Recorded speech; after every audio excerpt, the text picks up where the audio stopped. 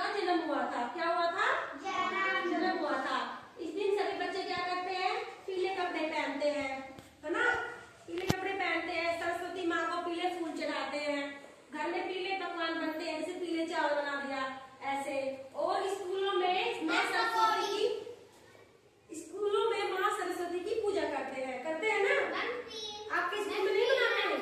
बसंत पंचमी नहीं मनाते आपके स्कूल में? बोलो, मनाते हैं? नहीं मनाते। चलो कोई बात नहीं। तो बसंत पंचमी अगर आपसे कोई पूछेगा, बता दोगे ना कि बसंत पंचमी के दिन क्या क्या होता है? क्या क्या होता है? माँ सरस्वती की पूजा होती है। उस दिन माँ सरस्वती का जन्म हुआ था। माँ सरस्वती को पीले फूल चढ़ाते हैं, ठीक है? तो आपको ये क्लियर हो गया ना? समझ में आ गया ना बसंत पंचमी? उसके बाद नेक्स्ट पढ़ेंगे हम नवरात्रि। नहीं, माँ सरस्वती की नहीं होती, माँ दुर्गा की पूजा होती है। देखो सुनो, मेरी सुनो। नवरात्रि के दिन जो माँ दुर्गा होती है ना, उसके 9 रूपों की पूजा होती है। पता है ना?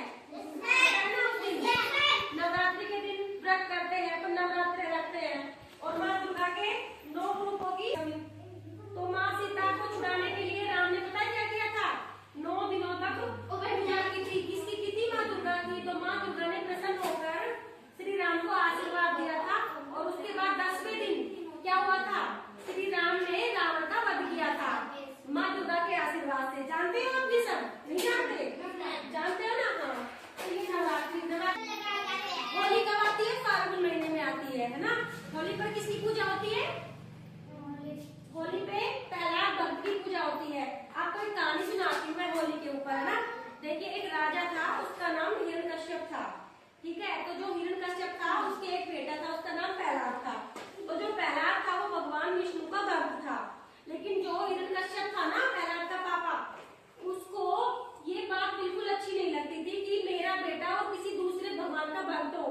वो जो हिरण्यकश्यप राजा था, वो खुद को ही भगवान मानता था, लेकिन जो उसका बेटा था प्रहलाद, वो अपने भगवान विष्णु को मानता था, उसका सबसे बड़ा भक्त राजा था ना, उसको अपने बेटे की ये बात बिल्कुल पसंद नहीं थी कि कोई मेरा बेटा होके और किसी दूसरे भगवान का भक्त बने, उसकी पूजा करे। तो उसने हिरण्यकश्यप राजा ने अपनी दीदी को बुलाया, अपनी बहन को बुलाया, जिसका नाम होलिका था। तो होलिका को वरदान मिला हुआ था कि वो कभी आग में भस्म नहीं होगी, यानी कि जलेगी नहीं। होलिका को ये वरदान आशीर्वाद मिला हुआ था। तो प्रहलाद को होलिका ने गोद में लिया और वो आग में बैठ गई। तो फिर क्या हुआ? प्रहलाद को जलाना चाह रहा था ना हिरण्यकश्यप, लेकिन प्रहलाद नहीं जला, होलिका जल गई और प्रहलाद बच गया। जबकि वो इस मकसद से बैठे थे, होलिका प्रहलाद को गोद में लेकर। हिरण्यकश्यप ने कहा था कि आप होलिका प्रहलाद को गोद में लेकर और आप आग में बैठ जाओ। उसने आदेश दिया था, क्योंकि वो अपने आप को राजा मानता था इसलिए। लेकिन होलिका जल गई और प्रहलाद बच गया।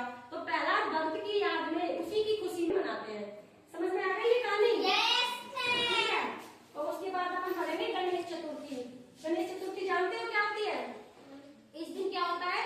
इस दिन भगवान गणेश की पूजा होती है। गणेश चतुर्थी के दिन माता पार्वती के गर्भ से गणेश भगवान का जन्म हुआ था। पता है आपको? पता है? हाँ। तो इस दिन क्या करते हैं? गणेश भगवान की पूजा करते हैं, ठीक है? फिर आती है दीपावली। दीपावली का त्योहार आप सब जानते होंगे। क्या क्या होता है दीपावली पे? पटाखे छूटते हैं, लड़ी लगती है, दीवे जलते हैं। हाँ, देखो सबसे पहले तो दीपावली अब क्यों मनाते हैं, पहले ये बताओ। दीपावली हम इसलिए मनाते हैं कि जो भगवान श्री राम है ना, वो अयोध्या वापस अपना वनवास काट के सीता और लक्ष्मण के साथ वापस आए थे दीपावली के दिन। लेकिन उसी की खुशी में अपन दीपावली मनाते हैं। पता है आपको? नहीं पता? पता है? दीपावली के दिन क्या करते हैं? सभी बच्चे और बड़े घरों में नए नए कपड़े पहनते हैं, अच्छे अच्छे पकवान बनाते हैं, फुलझड़ियां लगाते हैं, सफाई करते हैं, घर को सजाते हैं, दिए जलाते हैं, मोमबत्तियां जलाते हैं, पटाखे छुटाते हैं, है ना? ये सब करते हो ना आप भी? बोलो, करते हो ना? हाँ। तो उसके बाद दशहरा क्यों मनाते हैं, ये बताओ।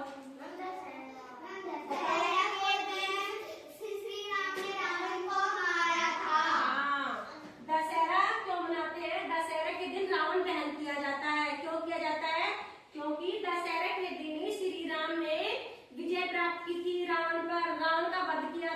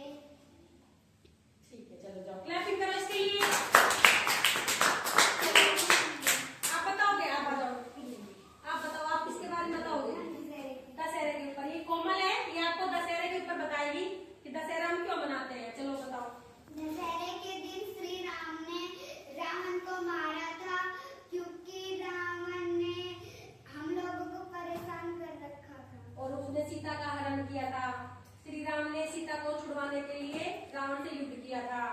उस दिन हम रावण दहन करते हैं, है ना। राम ने रावण पर विजय प्राप्त की थी, इसलिए हम दशहरा मनाते हैं।